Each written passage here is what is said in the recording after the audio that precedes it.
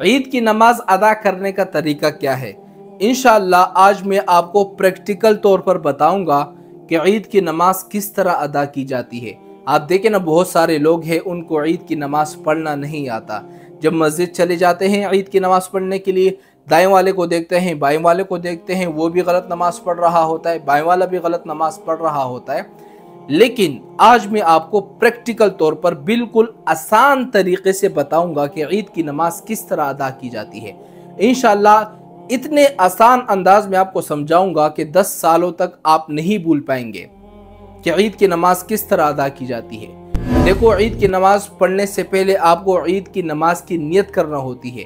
जब आप सफ में आ गए, नमाज खड़ी होने वाली हो, उस वक़्त आपने नियत करना है। ईद की नमाज की नियत किस तरह की जाती है?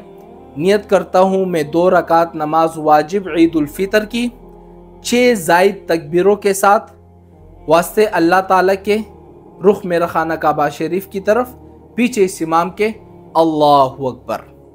आपने जब हाथ बांध लिए उसके बाद आपने क्या पढ़ना है? सुब्हानकल्लाहुम्मा व बिहम्दिका व तबारक अस्मुका व तआला जद्दुका व ला इलाहा गैरुक।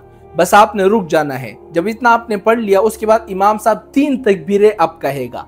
पहली रकात में 3 तकबीरें कहेगा। जब वो पहली तकबीर कहेगा अल्लाहु अकबर, आपने हाथ छोड़ देने हैं।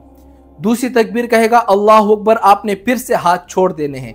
जब तीसरी तकबीर कहेगा ना अल्लाहु अकबर, उस वक़्त आपने हाथ छोड़ने नहीं है, बल्कि डायरेक्ट आपने हाथ बांध लेने हैं। उसके बाद इमाम साहब सूरह फातिहा पढ़ेगा, अल्हम्दुलिल्लाहि रब्बिल आलमीन अर्रहमानिर रहीम ये पढ़ेगा।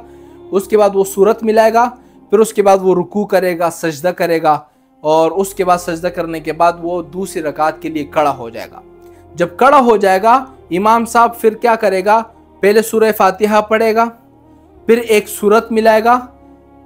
सूरत मिलाने के बाद रुकू में जाने से पहले पहले फिर से 3 तकबीरें कहेगा। 3 तकबीरें कैसे कहेगा?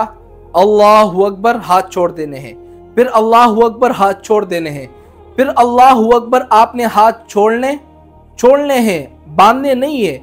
पहले ये रकात में तो आपने तीसरी तकबीर में हाथ बांध ली थी ना, लेकिन दूसरी रकात में तीसरी तकबीर में आपने हाथ बांधे नहीं है, बल्कि छोड़ देने हैं। जब छोड़ने के बाद इमाम साहब फिर अल्लाह अकबर कहेगा तो आपने रुकू में चले जाना है। हाथ बांधने नहीं है, बस हाथ छोड़ देने हैं, रुकू में डायरेक्ट चले जाने हैं। फिर उसके बाद रुकू, सजदा, फिर सलाम। उम्मीद करता हूँ कि आपको ईद की नमाज अदा करने का तरीका आ गया होगा।